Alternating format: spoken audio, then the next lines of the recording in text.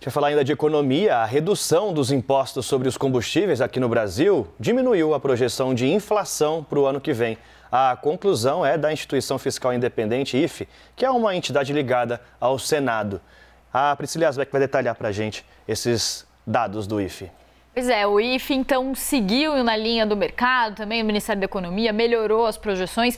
Vale falar que melhorou a projeção para o PIB de 2% para 2,6%, inflação de 7,2% para 6,4% para esse ano, mas isso vai muito em linha com o que a gente já tem visto da onda de revisões. O interessante desse relatório é que a IFE fez novas projeções com ou sem estímulos para 2023. Com estímulos, eu estou falando aqui do auxílio de R$600 sendo mantido, que não é uma certeza ainda, apesar das promessas de campanha, isso não está aparecendo no orçamento ainda, e também a questão da isenção de tributos federais sobre combustíveis que estão previstas para acabar neste ano. A gente preparou aqui, então, uma tela para mostrar qual que fica, então, a projeção tanto para o PIB quanto para a inflação, considerando os estímulos ou não. Então, a projeção para o PIB em 2023 se mantém em 0,6%, mas sobe para 1%, segundo as estimativas da IFE, se os estímulos forem mantidos. Para 2023, a projeção de inflação é de 4,9%,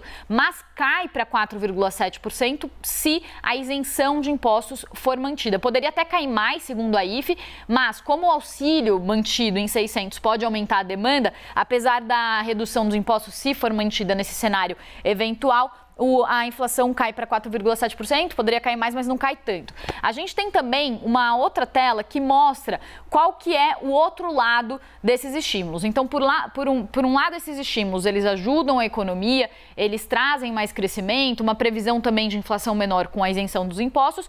O problema é que isso tem um custo. Então, a IFE já projeta que o endividamento público vai subir para 80% do PIB no ano que vem. E o que eles dizem? Que se esses estímulos forem mantidos, ou seja, se o auxílio de R$600 for mantido, que traz um custo adicional para as contas públicas de 52 bilhões de reais, mais os estímulos como desonerações de impostos e a isenção dos tributos federais sobre combustíveis, a dívida pode subir ainda mais e chegar a quase 82%.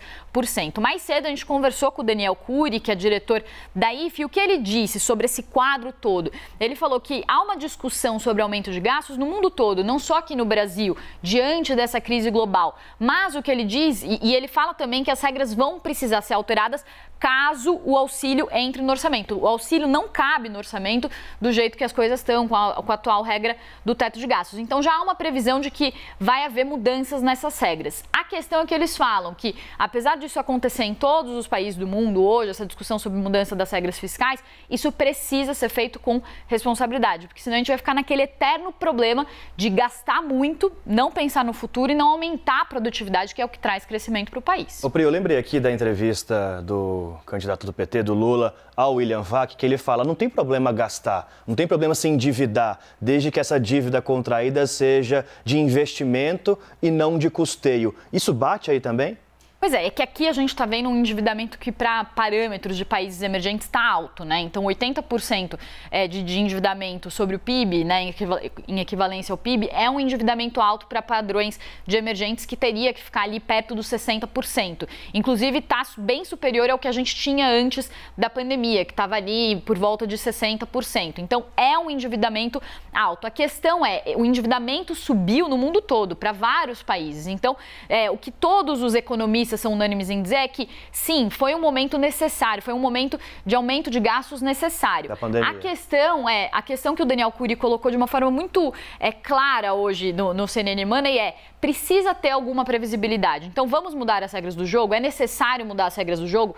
É necessário, nesse momento, fazer mais gastos para fazer frente a essa crise toda no mundo? Sim, isso todos concordam. A questão é como a gente vai traçar essas novas regras para que isso traga uma previsibilidade para a economia e a gente não fique com um risco muito grande. É isso que os candidatos ainda não estão respondendo nas campanhas, né? Eles estão falando de aumento de gastos, mas eles não estão falando como mudar as regras para comportar esse aumento de gastos, estimular a economia de uma forma sustentável e responsável. É por isso que a gente tem uma grande incógnita aí para o ano de 2023.